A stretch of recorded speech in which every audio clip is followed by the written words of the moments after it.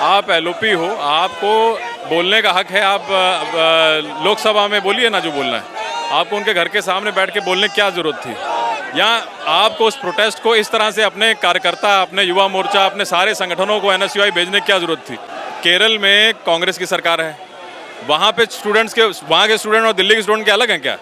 राहुल गांधी ये क्यों भूल जाते हैं कि वो नेता प्रतिपक्ष हैं? राहुल गांधी ये क्यों भूल जाते हैं कि वो एक सांसद भी हैं? राहुल गांधी को यदि चर्चा करनी थी, छात्रों के हित पर आवाज उठानी थी, तो संसद में सरकार चर्चा को तैयार थी। उस चर्चा को छोड़ करके जाके प्रधानमंत्री आवास के बाहर नौटंकी करने का काम राहुल गांधी ने किया। इसका ये सीधा ये उस बात का प्रमाण है कि राहुल गांधी के लिए लोकतंत्र केवल और केवल खेल तमाशा है। राहुल गांधी सोचते हैं कि वो भारत में राज करने के लिए पैदा हुए हैं, लेकिन भारत की जनता उनको उनकी औकात बता चुकी है। आज ये सिर्फ छात्रों को बरगलाने का काम कर रहे हैं। सड़क पे जिस तरह की हिंसा हुई, केंद्रीय सुरक्षा बलों के साथ, दिल्ली पुलिस के साथ जिस तरह से मारपीट हुई, जिस तरह से गाड़ियों को तोड़ा गया, जिस तरह क्षेत्रों को क्षतिग्रस्त किया गया, क्या आप बताएंगे कि वो छात्र थे? राहुल गांधी जिस प्रकार से टुकड़े टुकड़े गैंग के साथ में वहाँ पर आंदोलन कर रहे हैं, वहाँ पर जो है हिंदू धर्म को गालियाँ दी जा रही हैं, हिंदू देवी देवताओं को गालियाँ दी जा रही है, तो ये कहाँ का न्याय है? राहुल गांधी के खिलाफ आज इतना गुस्सा क्यों दिखाई दे रहा है? ये दिखना भी चाहिए। जिस तरह की चीज़ें चल रही हैं हिंदुस्तान में, मान लीजिए कि अगर कुछ स्टूडेंट्स प्रोटेस्ट कर रहे थे और स्टूडेंट्स के प्रोटेस्ट को हाईजैक कर लेना विपक्षी नेताओं द्वारा, और ऐसा हाईजैक करके देश विरोधी नारों के साथ, और आप प्रधानमंत्री के घर के बाहर आप जो है बैठ जा रहे हो, आप एलओपी हो, आपको बोलने का हक है। आप लोकसभा में बोलिए ना जो बोलना है। आपको उनके घर के सामने बैठ के बोलने की क्या ज़रूरत थी? या आपको उस प्रोटेस्ट को इस तरह से अपने कार्यकर्ता, अपने युवा मोर्चा, अपने सारे संगठनों को एनएसयूआई भेजने की क्या ज़रूरत थी? अगर कुछ एक प्रोटेस्ट चल रहा था उसको सही से चलने देते।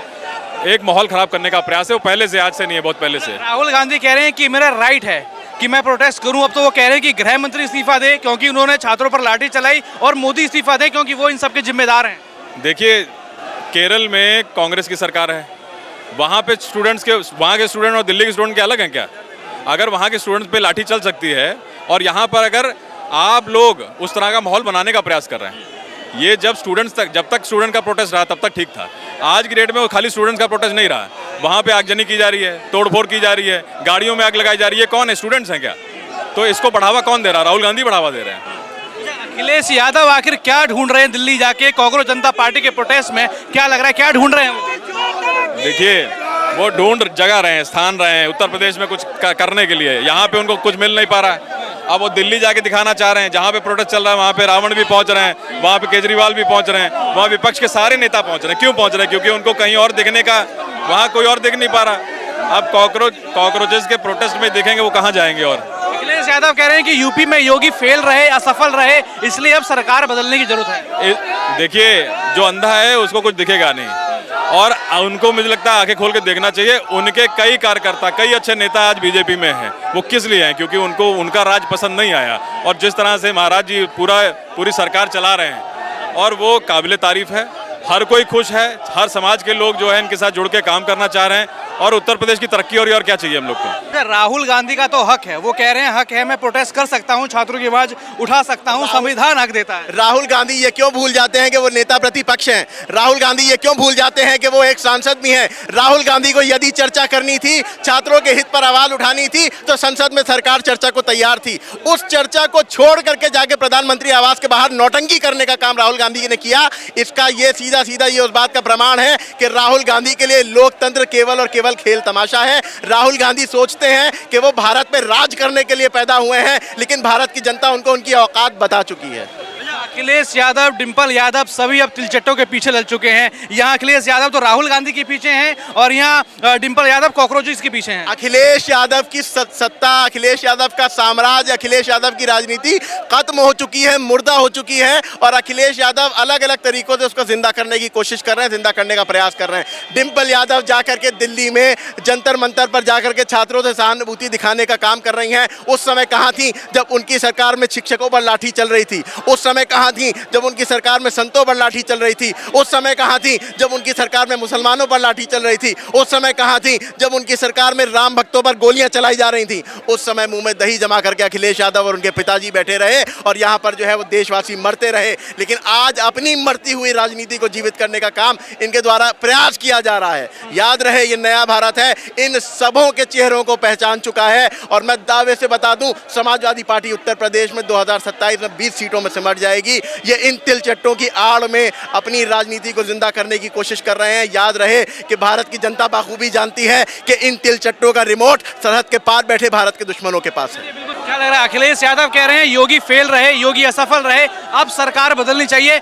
दिल्ली जा रहे हैं, डिंपल यादव दिल्ली जा रही हैं, अखिलेश यादव दिल्ली जा रहे हैं, तिलचट्टों का सपोर्ट कर रहे हैं वो। ये वही लोग हैं जो इससे पहले उत्तर प्रदेश में 2012 से 2017 की अखिलेश यादव जी की सरकार रही, तमाम तरह की भर्तियों में घोटाले हुए और आज ये सिर्फ छात्रों को बरगलाने का काम कर रहे हैं। सड़क पे जिस तरह की हिंसा हुई, केंद्रीय सुरक्षा बलों के साथ, दिल्ली पुलिस के साथ जिस तरह से मारपीट हुई, जिस तरह से गाड़ियों को तोड़ा गया, जिस तरह क्षेत्रों को क्षतिग्रस्त किया गया, क्या आप बताएंगे कि वो छात्र थे? छात्र ऐसे कभी नहीं होते। जो छात्र हैं नीट का एग्जाम देकर जो पास हुए हैं दोबारा री नीट के एग्जाम में, वो जश्न मना रहे हैं और वो आगे की तैयारी कर रहे हैं। अखिलेश यादव जी अगर सफल होते, जो कह रहे हैं कि योगी आदित्यनाथ जी असफल रहे, तो जनता ने उनको भरकर प्यार दिया है और 2027 में पुनः प्यार देने का काम करेगी। ये सीजेपी को सपोर्ट हम देख रहे हैं, सारे ये तमाम जो भी विपक्ष पार्टी वो कर रही हैं, लेकिन सीजेपी तो ये कहती थी कि हम किसी भी नेता को नहीं बुलाएंगे, कोई भी नारे यहाँ नहीं होंगे। हमने देखा सारे देश विरोधी नारे, सारे हिंदू विरोधी नारे वहाँ लगे।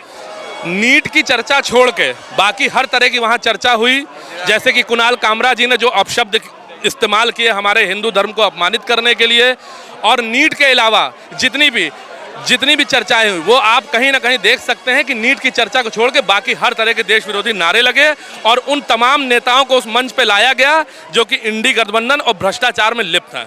तमाम बहुत सारे लोग यहाँ पर मौजूद हैं, पूरी भीड़ मौजूद है। क्या नाम भाई साहब आपका? रंजीत सिंह, मनकामेश्वर वार्ड से पार्षद हूँ। क्या है ये गुस्सा राहुल गांधी के खिलाफ क्यों है? राहुल गांधी तो ये कह रहे हैं कि भैया उनका हक है प्रोटेस्ट करना, छात्रों की आवाज रखना। नहीं, छात्रों की आवाज़ रखी जाए। भारतीय जनता पार्टी भी छात्रों के साथ में है। कोई भी छात्र या छात्रा ऐसा नहीं जिसके साथ भारतीय जनता पार्टी ना हो। लेकिन राहुल गांधी जिस प्रकार से टुकड़े टुकड़े गैंग के साथ में वहाँ पर आंदोलन कर रहे हैं, वहाँ पर जो है हिंदू धर्म को गालियाँ दी जा रही हैं, हिंदू देवी देवताओं को गालियाँ दी जा रही हैं, तो ये कहाँ का न्याय है? ये कहाँ का न्याय? आज हम 120 करोड़ हमारी जो है हिंदू लोग हैं और उनको गालियाँ सुनने को मिलेंगी इस देश में। ये कहाँ का न्याय है? क्या कहेंगे? अखिलेश यादव तो राहुल गांधी के पीछे हैं और यहाँ डिंपल यादव जा रही है सीजेपी के प्रोटेस्ट में। क्या लग रहा है ये दोनों ही लोग क्या दिल्ली जाके उत्तर प्रदेश की राजनीति खोजना चाह रहे हैं? जितने भारत विरोधी लोग हैं सब एक साथ मिले हुए हैं। जितने भी हिंदुस्तान के टुकड़े टुकड़े गैंग जो है वो सब एक साथ मिले हुए हैं। ये सारे एकजुट हुए हैं और ये इनको एक मौका मिल गया है। और ये छात्र और छात्राएं जो बहुत सीधे साधे लोग होते हैं, छात्र और छात्राएं, उनकी आड़ में ये अपनी रोटियां सेक रहे हैं, अपनी राजनीतिक रोटियां सेक रहे हैं। तो क्या लग रहा है? अखिलेश यादव कह रहे हैं भैया राम भक्त हैं, सनातनी है, सनातन ही समाजवाद है, बड़ी चिंता है उनको राम मंदिर में। अगर राम भक्त की बात वो कर रहे हैं, आज तक वो राम मंदिर गए दर्शन करने के लिए? ना वो गए ना उनके पिताजी गए, तो कैसे मान लिया जाए कि राम भक्त हैं? हम हिंदू कैसे? और बल्कि उन्होंने तो हिंदुओं के ऊपर गोलियां चलवाई, उन्होंने तो हजारों हिंदुओं को मरवाया। वहाँ पर जो सरयू नदी का जो पानी था वो बिल्कुल लाल हो गया इनके द्वारा की गई हत्याओं से। तो ये तो झूठ बोलता है, इसके पास कोई जवाब ही नहीं है जो इस तरह का जवाब दे पाए कि वो राम भक्त हैं। राम भक्त और समाजवाद में बहुत बड़ा अंतर है। अखिलेश यादव कह रहे हैं इस बार बीजेपी को 27 में ना चंदा मिलेगा, ना चढ़ावा मिलेगा, ना वोट मिलेगा, ना जनता का साथ मिलेगा। देखिए, जनता इस समय भारतीय जनता पार्टी के साथ में है और वो जो कह रहे हैं वो अभी होने वाले चुनाव में उनको पता चल जाएगा। वो तो बहुत दूर की बात रही ना, अभी होने वाले चुनाव हैं, उनको पता चल जाएगा। उनके पास कुछ नहीं बचा है, इसलिए वो इस तरह का जो है माहौल बना रहे हैं। ये उत्तर प्रदेश में ही सत्ता खोजने के लिए कहीं कॉकरोच का समर्थन तो नहीं कर रहे अखिलेश यादव? ऐसा ही है भाई, वहाँ पर कॉकरोच पार्टी, वहाँ पर टुकड़े टुकड़े गैंग वाली पार्टी, वहाँ पर हिंदू विरोधियों की पार्टी, तो तमाम ऐसे लोग हैं जो इस तरह की हरकत कर रहे हैं और वो यही काम करते रहेंगे।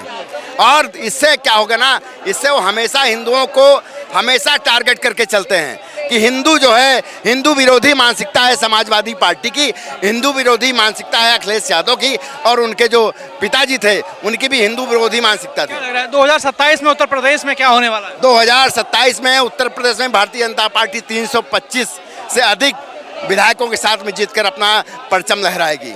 अखिलेश यादव टक्कर दे पाएंगे सीएम योगी को? कतई नहीं दे पाएंगे, कहीं दूर दूर तक आएंगे। इनके 50 से 60 सीटें होंगी, इससे ज़्यादा सीटें नहीं होंगी। जो मुस्लिम वर्ग है वही इनके साथ में, इसके अलावा इनके पास कोई नहीं है।